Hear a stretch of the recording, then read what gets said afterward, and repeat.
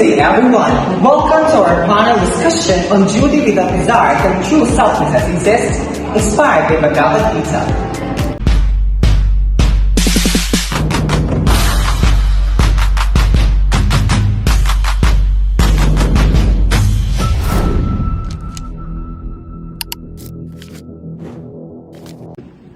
Today, we're going to explore one of the deepest questions of humanity, and that is, can we truly act without expecting anything in return? To understand that, we have 5 great thinkers from different philosophical perceptions. Let's meet them. First, we have Swami Vivekananda, a Hindu philosopher who emphasized selfless service and devotion through karma yoga. Next is Immanuel Kant, a Western philosopher known for his duty-based ethics. He believed true morality is doing what's right because it's right. We also have John Paul Sartre, the father of existentialism, who argued that human beings are free to create their own meaning and values. Then, Siddhartha Gautama, also known as the Buddha, who taught that freedom from desire leads to peace and enlightenment. And finally, Aristotle, the Greek philosopher of virtue ethics, who believed happiness comes from living a balanced and virtuous life. Let's give them a round of applause. Let's begin with opening insights. Swami Vivekananda, may we hear your insights, please? Thank you. In the Bhagavad Gita, Lord Krishna teaches us to perform our duty without attachment to results. The selflessness means seeing work as service to the divine, doing good not for reward, but for love and duty itself. From my views, morality is found in a duty performed by its own self. When we act out of morality, no personal gain, our actions become truly good. The sun must not guide us, only reason and judiciary. I see it differently. There is no universal duty given to us. We create our own values. Acting without desire is impossible. Even choosing selflessness is an act of freedom, driven by personal meaning. Desire guides us to suffering. When we act with craving or expectation, we remain restless. True selflessness is possible when one let go of attachment, when compassion not desires mostly harm. For me, duty and desire must be balanced.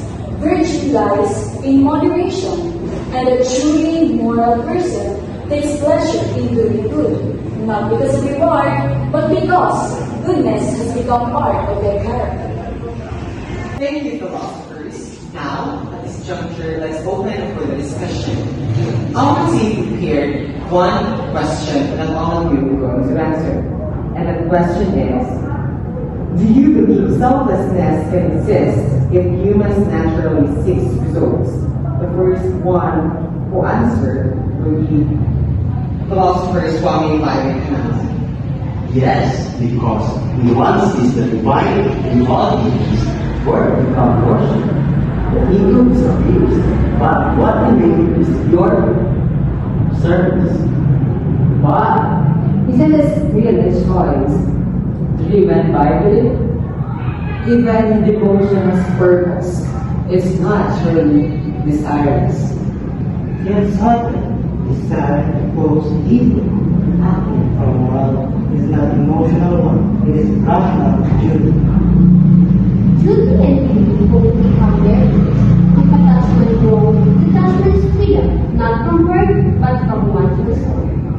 But still, if we remove all emotions and purpose, do we not also remove what makes us human? Because virtue requires feeling and is rightly guided by our reason. Wow, interesting. Contrast. Reason, freedom, detachment, and balance. It seems selflessness exists in principle, but it takes many forms depending on perspective. Philosophers, at this moment, you're going to answer one of the questions from our audience. and that is Miss Horace. See, your day comes first. I have prepared here a question.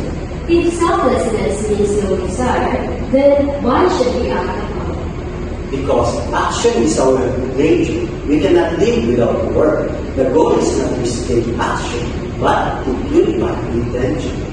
Indeed, right action, free from cravings, leads to inner peace. And yet, even choosing peace is still a choice. We define our purpose. That's the beauty and burden of freedom. Thank you, philosophers. From this discussion, we've learned that Vivekananda sees selflessness as spiritual duty.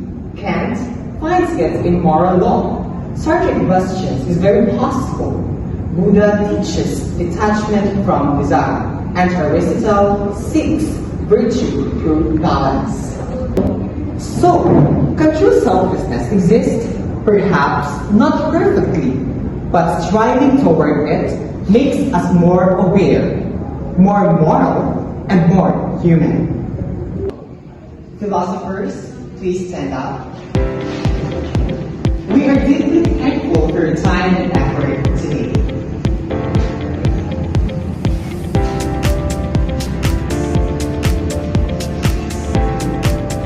And that's it. Let's call it a day and have a great day.